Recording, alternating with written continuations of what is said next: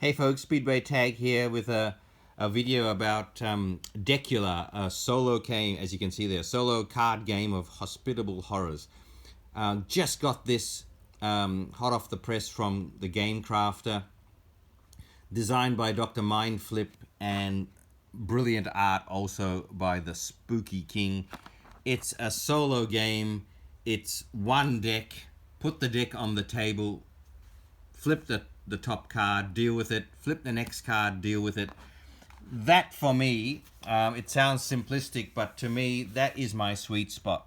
This game could be in my top 10 games of all time, let alone solo games, because I just love that mechanism of not too many components. I don't need counters or dice or anything here. I just need a deck. I can put this deck in my pocket, sit down at a table anywhere, and start flipping cards and play the game. I think that's really fantastic. And so it's really a brilliantly designed game here. Thematically, it's great. Art-wise, it's fantastic. You know, that mechanism of flipping the top card of the deck and just dealing with it, I love the way that narrows down the possibilities and prevents you from having all these different permutations and combinations and decisions to make that you can, just tire over trying to make.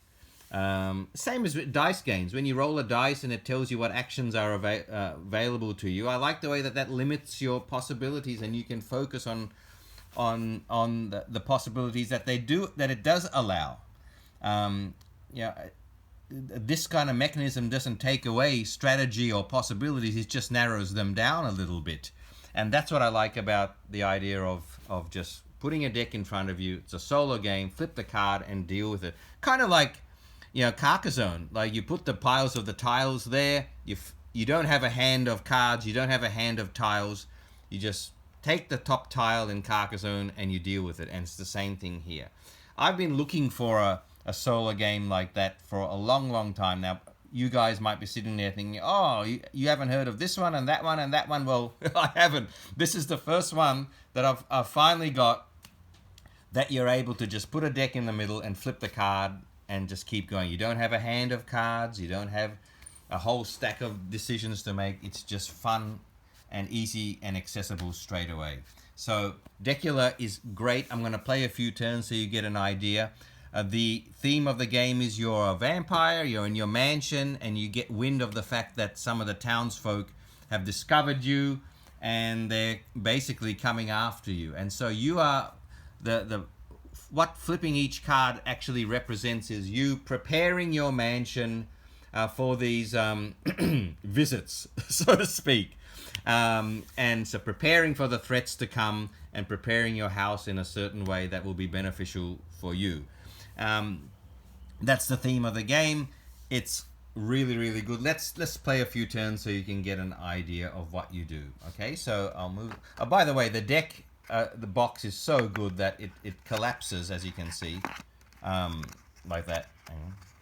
Just like that. It collapses, and the rules are inside the box like that after it collapses. Really great idea. Okay. There's two kinds of cards. There's just the regular cards in there, and you shuffle in five visitors or threats, if you like, townsfolk, into that deck as well, which I've already done. 5 is the basic normal difficulty, and you can make that more difficult.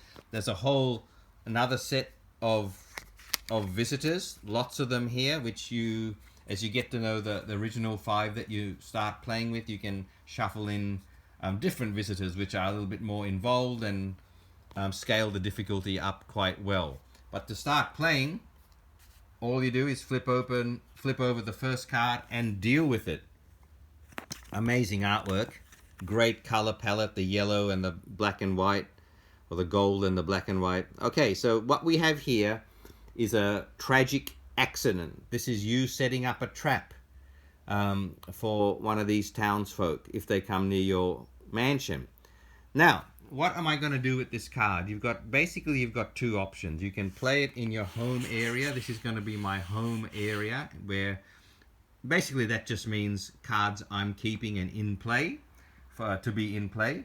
And over there is the threat area. So whenever visitors get flipped up from this deck, they will go here, and I have to deal with them and what they do. I've got a card over here that tracks my energy, and that's important now. So when I flip a card, I've got a decision to make. Am I going to keep it in my home area and make use of it? If I do, I've got to spend 2 energy to do that. So if I do want to do that, I'd flip this down to spend the 2 energy, flip it down to 0, and put the card in my home area, which is what I want to do on this occasion. If I did not want that card for some reason, I would just discard it, and I'd gain 1 energy by discarding it. So discarding the cards is how you gain energy, and you need energy to play cards. Very nice little balancing act that is. I want to keep the tragic accident, so I'm going to spend the 2 energy over there, and I want to keep this trap in play, because now it says, and then you do what the card says, or you read what the card says and prepare it. Prepare to do it in the future. If there are no cards below this one when the next visitor is drawn, immediately place them, that's the visitor, below this card. In other words, they would have fallen into the trap, and ignore any effects on their card.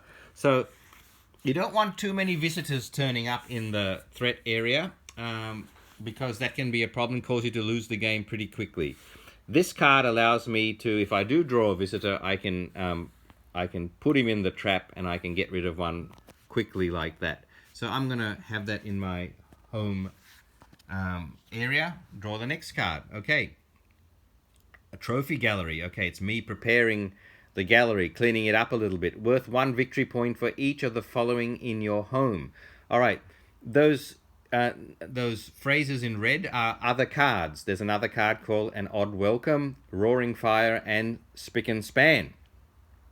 And this card is telling me if I'm willing to pay the energy and keep it in my home area, and one of these other 3 cards turn up, and I also put them in my home area, I'm going to get 1 victory point for each of them. If I can get all 3, I'm going to get 3 victory points.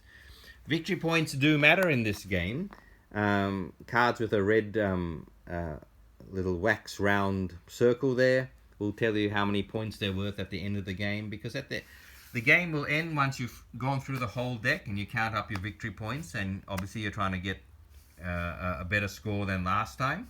But the game will also end if a card actually tells you the game ends immediately, and there are circumstances where that will happen. For example, if 3 visitors are ever in your threat area and you draw the Home Sweet Home card, you immediately lose. Things like that. I can't place this trophy gallery in my home area because I haven't got enough energy to pay for it, so I have to discard that. But by discarding it, I get 1 energy. Okay, remember, I need 2 to play a card, so I'm not going to be able to put this next card in my home area. This one is Sweeping Vista, and it's worth 1 victory point for each of the following in your home. Similar to the trophy gallery, if I have these 2 other cards in here with this one, I'm going to get victory points. So as you can starting to work out, this is about making card combinations and sets in your home area, and which I really like doing. I can't afford this one at the moment, which is a shame. So I'm going to discard that, but discard that gets me another energy, and now I've got 2. So draw the next card. And now this time I've got Imposing Portrait. Look at that artwork, just fantastic. It's worth 1 victory point, and it says the first visitor drawn after this card enters play will attempt to steal the portrait. Now we get some great themes going here. Some great movement and interaction between cards, between threats and yourself, the vampire. Love it. The first visitor who turns up is going to steal this portrait, and I'm going to have to put this portrait underneath that visitor up there in the threat area. When I kill that visitor, I'll get this portrait back, and then I'll get the 1 victory point. Do I want this yet? Oh, geez, it's tempting, but you know what? No, I'm going to get the energy instead and build up my energy. flip up the next cards. You see how this mechanism is great. Just flip the top card, and deal with the card. Really, really easy and great. Parlor of Persuasion. Okay, you're preparing your torture chamber with this one. When using the effect of Yes Master, you may pay 1 energy instead of discarding it. Yes Master is another card that's going to turn up, and this is on your first couple of turns, first couple of games of Deckula. You're going to read these card effects and you're going to think, I don't really know what Yes Master does. I think that discovery of the cards as you play your first couple of games is really fun. I would recommend not reading all the cards first so you can do your combos straight away. Just play a couple of games where you get to know the cards. I know what Yes Master does, but let's say I've never seen it before and this is my first game. I'm going to assume that Yes Master is going to be beneficial for me, but I'm only going to be able to use him once. But if I keep the Parlor of Persuasion, I'm going to be able to pay 1 energy every time I use Yes Master and keep this card. Oh boy, I think I will do that. Sounds good. So I'm going to prepare my Parlor of Persuasion and pay the 2 energy to keep it. Now my home area is starting to develop nicely. Next card, Scritch Scratch. Okay, that little symbol there means I can discard this card to, if I have it in my home area, to do the action. Retrieve a card of your choice from the discard pile and put it into play for free. Wow, this is really powerful because cards I've had to pass up here because I didn't have enough energy to pay for them. This will go and get it for me for free, but I've only got 1 energy and I need 2 to put this in my home area. So hopefully I can get this back later, but I have to discard it. Go back to 2 energy here and draw the next card. Okay, Indulgent Memoir. Okay, this is worth 3 victory points. I think that's the highest in the game, and it's an immediate. So if I don't actually have to spend energy to put this into my home area. When you see an eyeball facing down like that, it means you can place it in here for free. And what does it do? It says you get to choose discard this card and draw again, which I can do, or keep this card in here for free, get the 3 victory points at the end, but you lose immediately if the next card drawn is a visitor. Do I want to take the risk? Okay, I'm going to take the risk, which means if that card is a visitor, I'm going to lose the game right here. Love taking that risk, love pushing my luck on that. If that's not a visitor, I'm getting 3 points right there. Okay, I'm going to take the risk. Hopefully it's not a visitor, and it's not. Great. This is the Clock Strikes 13. 1 victory point. Look at the next 4 cards and return them to the top of the deck in the order of your choice. Nice, really handy for later. But I'm going to discard that. You can see how the games could... Each game is going to take on go down a very different path depending on your decisions. I've decided not to take that the Clock Strikes 13, and I'm going to collect the energy for it instead. But who knows how the game would have gone if I did get it and I reset the top 4 cards there. See, lots of replayability with this game. It's so much fun. Let's draw the next one, the Fetid Lair. Okay, you may only use this effect if the beast is below this card. So obviously there's a card in there called the beast, and it can be placed below this card. And then, if there are 3 visitors in play, I discard the lair and the beast who lives in the lair, who I assume I will have to awake at some stage. I can get rid of all 3 visitors at once with this. This is really good. I'm gonna keep this one. Spend the energy to keep it, and hopefully, I'm hoping the beast will turn up, combo with this, and I can knock out 3 visitors when they turn up there. Really important. It's a risk. You don't know. What if the last card in the deck is the beast and I've wasted energy on this? Those are the choices you have to make. Okay, let's keep going. An Odd Welcome. Place under a card in your home. That card may not be targeted by Vengeful Villager or Furious Farmer. Those are visitors, threats. It's also immune to certain other visitors. I don't really want Odd Welcome, even though the artwork on that is good. I can see how it would be useful, because those, I think those visitors, Vengeful Villager and Furious Farmer, are in the deck. But I'm going to pass on that. Go to 2 energy there. Draw another card. A Fine Vintage. Supper is served. Now, so the card Supper is served, obviously another card in the deck, now affects 2 visitors. If you're playing for the first time, you don't know what Supper is served actually does yet. And so this is another combination which might be nice. I might pass on that for now. It's hard making those decisions, but I enjoy making them. All right, 3. Just a couple more cards before we go. This is the Dado Library. I work in a library, so this one has a special place in my heart. My library doesn't actually look like that. I wish it did. If there are no visitors in play at the end of the game, this card is worth 2 victory points, which would be really nice. I've got to buy the library. I'm a librarian, so I've got to buy the library. And maybe try and work out my cards to make sure that library is still in there. I've got to go down to 1, I think. Okay.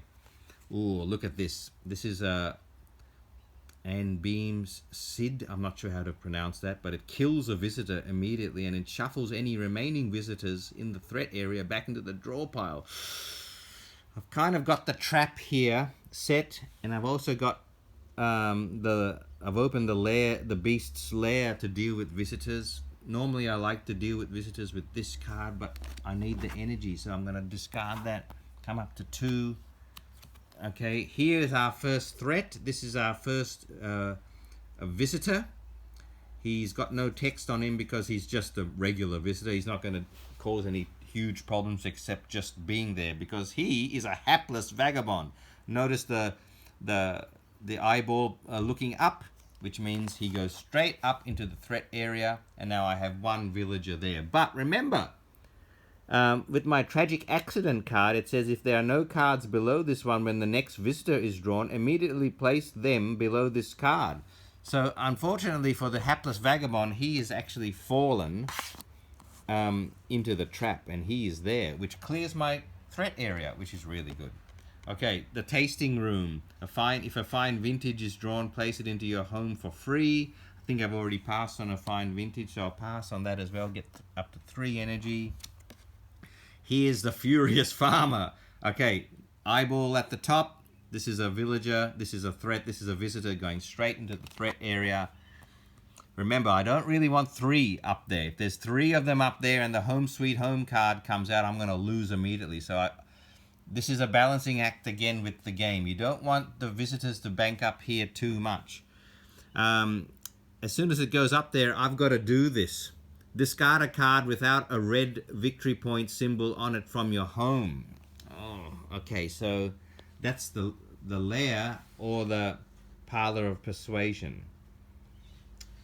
Okay, I've got to discard a card without a victory point score on it. So that's annoying, but this is what these visitors do. I'm going to have to get rid of my Parlor of Persuasion. All right, so be it. Okay, that's what the visitors do. Okay, Gloating Apparition. Place under a visitor currently in play. If that visitor is killed, move Gloating Apparition to your home. It's now worth 1 victory point. Love the way that works. It sort of haunts them and then comes and gives you a benefit later. I'd like to get the energy for this. I'd love to do that. Sounds like fun to do. And it's a nice little combo, but I'll just pass on it for now. Couple more cards. Mouldering Boudoir. Okay, this is you, the vampire, again, preparing nice, tempting, inviting areas for the visitors to stumble into. Place the next visitor drawn under this card. They are blanked, or they just don't have any effect anymore. And so this is really handy to lure visitors. I've only got 1 visitor in the threat area at the moment, so I might pass on that for now. I might rue the day that I did that. Bad decision, perhaps. Sinister Oratory. Okay, this is again you preparing your house When you draw the voices, discard it and activate its effect. If there are no visitors in play at that time, you must discard both the voices and discard. Don't really need this at the moment, but love the artwork on this. And I can definitely see how, I think I already passed the voices, but I can definitely see how this would create a really nice combo at some stage. But I'm now up to 6 energy, which I can buy 3 cards if I wanted to. Roaring Fire. Place the next visitor drawn under this card. They are blanked while here, because you lure them to the fire and kind of put them in a bit of a trance. Do I want to do that? Might be nice. Okay, yeah, I think I will. I'll get working on my Roaring Fire and spend the 2 energy to put into my home area. Sadistic Contraption. Kill a visitor. Okay, so what I can do here is I've got enough to pay for it. I can put it in here, discard it, and kill the Furious Farmer, which would clear the visitors there. So that's, I would probably do that now, but I do want to show you some other visitors. Oh, there's another visitor coming out. The Vengeful Villager. Discard a card with a red victory point symbol on it from your home, if there are none, and so on. So putting him up there means I have to get rid of one of my victory point cards. I might get, oh gee, I don't want to get rid of the 3. Maybe the library. I'll have to get rid of my beloved library. Now there are 2 villagers in the threat area. Remember I said if it gets to 3 and then I pull the Home Sweet Home card, I'm in big trouble. But I'll stop there because I think you can get an idea of how this game goes. There's another villager in the deck, the Beast Hunter. Hall of Mirrors, Feast for the Beast. There's the Beast. He was pretty low down in the deck. If I get that Beast, I put him in his lair, which I prepared for him, and I can. That allows me to clear all the visitors, the threats, which is really good. Okay, there's Dribbly Candles and Nooks and Crannies. There's Supper is Served. There's another visitor, the Curious Quaintrell. There's Home Sweet Home. Okay, so if she was in there, and I've got 3 visitors there, and I drew this card, Home Sweet Home. If there are ever 3 or more visitors in the threat area at the same time, you lose immediately. That's the main way the game beats you. And that's why you have to continually manage the number of visitors or threats that are there. Okay, this card. This can come out anytime. I love the randomness of that. Sure, you're going to have some quick games when it comes out early. We understand that. That's solo gaming. That's a deck of cards. We understand that. You're going to have a couple of games that might end prematurely. So be it. But I hope you enjoyed that little demo of Deckula. As I said, there's other villagers, visitors that you can add to the deck, like the Gullible Occultist, the Big Shot, the Connoisseur, the Vampire Expert. He actually counts as 2 visitors. I love this guy, the Fragrant Archaeologist. Search the discard pile for visitors, shuffle them together, select one at random, and return to play as if you have just drawn them normally, and so on. So when you kind of feel you've mastered the basic visitors, you can put some of these more advanced ones in. As I said right at the start, this is a great solo game. I like the balance of randomness with the strategy. I love the combination of cards. They make sense. The theme makes sense. And most of all, as I said, I love shuffling a deck, putting it in the middle, and just drawing a card and dealing with it. Narrowing down the options, but still keeping enough possibilities and decisions and strategies for it to be fun. I really recommend you get Deckula. I think it's fantastic, and a real credit to the designer. Okay, hope you enjoyed that, guys. See you later.